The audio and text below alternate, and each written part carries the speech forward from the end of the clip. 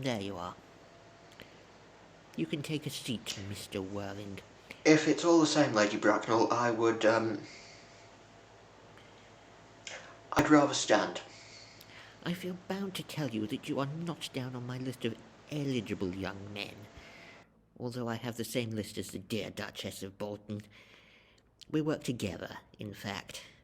However, I am quite ready to enter your name, should your answers be exactly that which a affectionate mother requires. Do you smoke, Mr. Worthing? Well, yes, I must admit I smoke haddock, mackerel, slippery dick. I'm glad to hear it. A man should always have an occupation of some kind. There are far too many idle men in London as it is.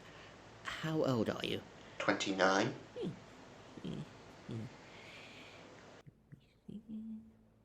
A very good age to be married at. I have always been of the opinion that a man who desires to get married should know either everything or nothing. Which do you know? I know nothing, Lady Bracknell. I am pleased to hear it. I do not approve of anything that tampers with natural ignorance. Ignorance is like a delicate, exotic fruit. Touch it and the bloom is gone. The whole theory of modern education is radically unsound. Fortunately, in England at any rate, education produces no effect whatsoever.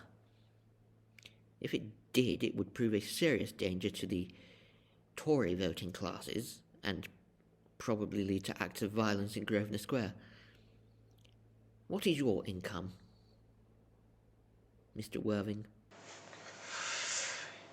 Between 7 and 8,000 a year. Is that in land or investments?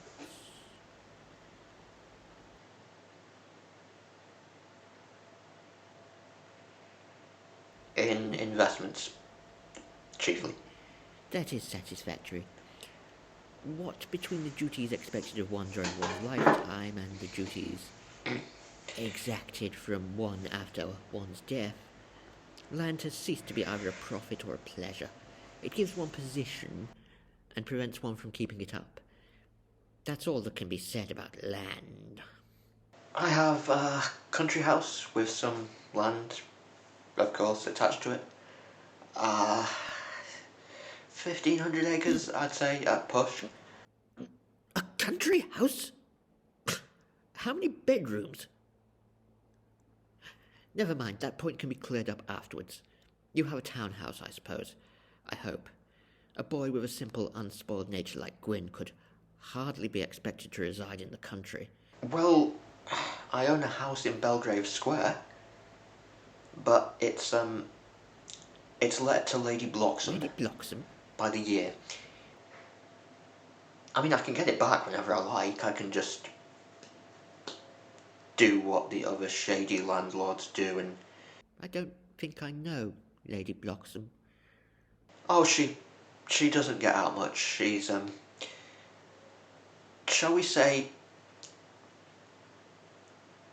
considerably advanced in years. Ah, nowadays that is no guarantee of respectability of character. What number in Belgrave Square? 149. The unfashionable side. I thought there was something. However, that could easily be altered. Do you mean the fashion or the side? Both, if necessary, I presume. What are your politics, Mr. Worthing? Well, I really don't have any. At a push, perhaps Labour? Oh, they count as Tories. They dine with us. Or come in the evening, at any rate. Now to minor matters. Are your parents living? I have lost both my parents. To lose one parent, Mr. Worthing, may be regarded as a misfortune. To lose both looks like carelessness. Who was your father? He was evidently a man of some wealth. Was he born in what the radical papers call the purple of commerce? Or did he rise from the ranks of the aristocracy? I'm afraid I really don't know. The fact is, Lady Bracknell, I said I'd lost my parents, but it's nearer the truth to say that they seem to have lost me. I don't know who I am by birth. I was found. Found? By the late Mr. Thomas Cardew. Elderly gentleman, very kind, very charitable. Oh, lovely gentleman, you'd have hated him, Lady Bracknell. He gave me the name of Worthing because he happened to have a first-class ticket for Worthing in his pocket when he found me.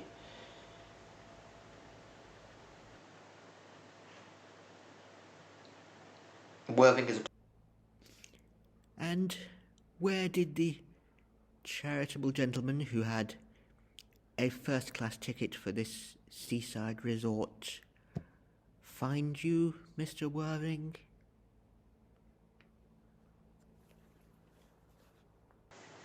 In a handbag.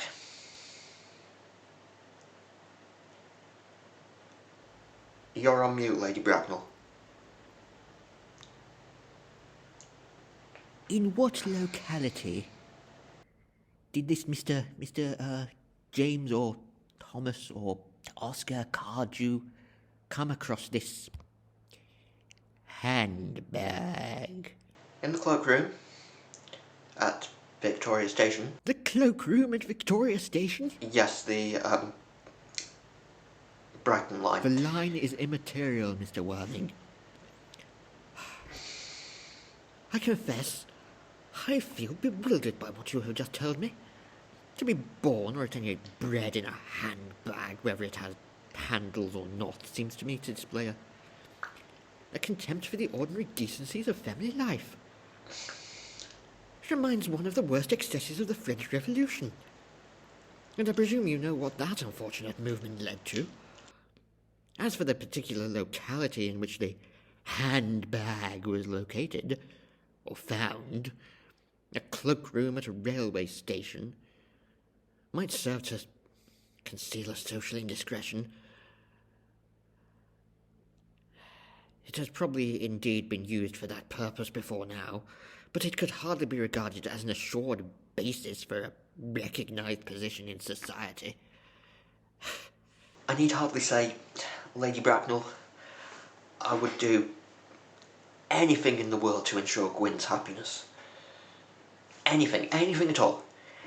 Name it, I'll do it.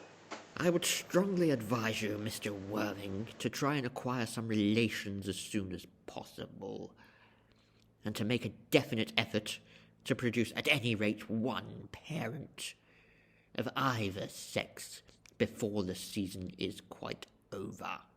Well, I don't see how I could possibly manage to do that. I can produce the handbag.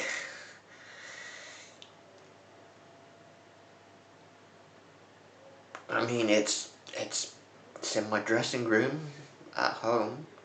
You can hardly imagine that I and Lord Bracknell would dream of allowing our only son, a boy brought up with the utmost care, to marry into a cloakroom and form an alliance with a parcel.